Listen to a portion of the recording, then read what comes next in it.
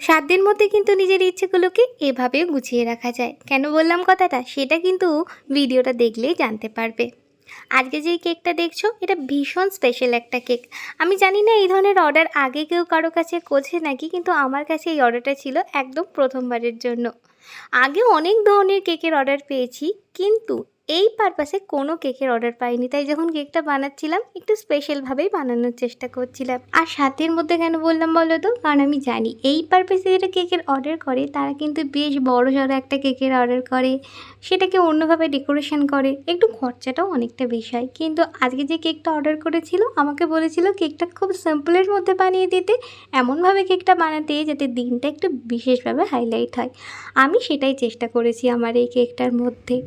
তো এর মধ্যেই বলে রাখি আমার কেক ক্লাসের 5th ব্যাচ শুরু হতে চলেছে। যারা যারা চাইছো এই ক্লাসটা জয়েন করতে তারা কিন্তু অবশ্যই আমার স্ক্রিনে দেওয়া নাম্বারে আমার সাথে যোগাযোগ করতে পারো। ক্লাসে শেখানো হবে টোটাল 15টারও বেশি আইটেম, প্রত্যেকটা জিনিস হাতে ধরে শেখানো হবে। ক্লাসের শেষে শেখানো হবে কীভাবে বিজনেস করতে হয়, দেওয়া হবে কিছু বিজনেস সংক্রান্ত ট্রিপস।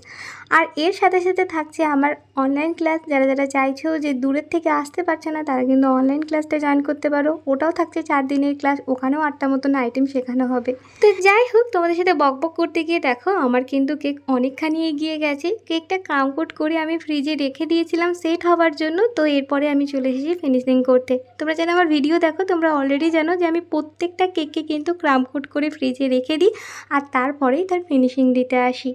তো চলো কেকের কথাটাই আসা যাক। এই কেকটা অর্ডার করেছিল আমারই এক স্কুলমেট ফ্রেন্ড। ও আমাকে বলে দিয়েছিল স্পেশাল ডেটাতে যেন একটা সুন্দর করে কেক বানিয়ে দিই। তো এটা ছিল ওদের রেজিস্ট্রি ডে। তো আমাকে বলে দিয়েছিল ওরা যখন রেজিস্ট্রি অফিসে যাচ্ছিল তখনই কেকটা নিয়ে যাবে, সেই মতোই ওরা সেই কাজটা করেছিল। তো কেকটা দেখো আমি যতটা পেরেছি সিম্পলের মধ্যে বানানোর চেষ্টা করেছি। ওর কালার ডিমান্ড একটাই ছিল যেটা আমি ইয়েলো শেডের উপরে রাখি। তো দেখো আমি ওপরে লিখে দিয়েছি শুভ আইনি বিবাহ। আর যেই ডেটে ওদের রেজিস্ট্রিটা হয়েছিল সেই ডেটটা এখানে আমি মেনশন করে দিয়েছি যাতে করে সারা জীবনের একটা স্মৃতি হয়ে রয়ে যায়। তো এই কারণেই আমি তখন বললাম যে সাধ্যের মধ্যে ইচ্ছেগুলোকে বা স্বপ্নগুলোকে গুছিয়ে রাখা।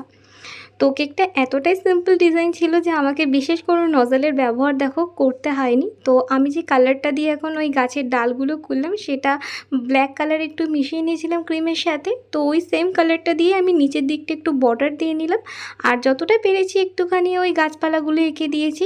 আমাকে সম্পূর্ণ আমার মতন করে করতে বলেছিল, আমার হাতেই কিন্তু ছেড়ে দিয়েছিল। তো এরপরে যেটা করার সেটা হচ্ছে ফ্লাওয়ারগুলো করার। এখানে আমি একটা ওই 1 ml নজল নিয়েছি, সেটাকে দিয়েই দেখো ডট ডট দিয়ে আমি ফ্লাওয়ারগুলো বানাচ্ছি। হয়তো এটা হাতে করে বানালে বেশি ভালো লাগতো, কিন্তু কেন জানি না আমি এটা দিয়েই করলাম, আমার কাছে খারাপ খুব একটা লাগছিল না। তো এরপরেই যেটা করলাম ওই ফ্লাওয়ারগুলোকে আরেকটু হাইলাইট করার জন্য আমি একটু রেড ক্রিম নিয়ে নিয়েছিলাম আর সেটাকে উপর দিয়ে দিলাম। আর আরেকটু হাইলাইট করার জন্য আমি দেখো ছোট্ট ছোট্ট করে কিছু ফুলের কুঁড়ি করে দিচ্ছিলাম। হয়তো হাতে করে অন্যরকম ফুল করলে কেকটা দেখতে একটু বেশিই ভালো লাগতো, কিন্তু আমার কাছে কেন জানি না সিম্পলের মধ্যে আমি ছেড়ে দিয়েছিলাম। তো এরপরে যা করলাম, এরপরে তোমাদের জন্য আমি গোটা কেকের একটু স্যুট নিয়ে নিলাম। এই তো ছিল আজকের আমার কেক। তো আজকের এই সিম্পল ডেকোরেশনটা তোমাদের কেমন লাগলো আমাকে অবশ্যই জানিও। তোমরা এই ধরনের কখনো কোনো কেকের অর্ডার পেয়েছো নাকি সেটাও জানাতে ভুলো না। চলো তবে আজকের মতন টাটা, দেখা হচ্ছে নেক্সট ভিডিওতে। তোমাদের জন্য রেখে দিলাম সবশেষে কেকের ওয়েটটা। দেখা হচ্ছে নেক্সট ভিডিওতে।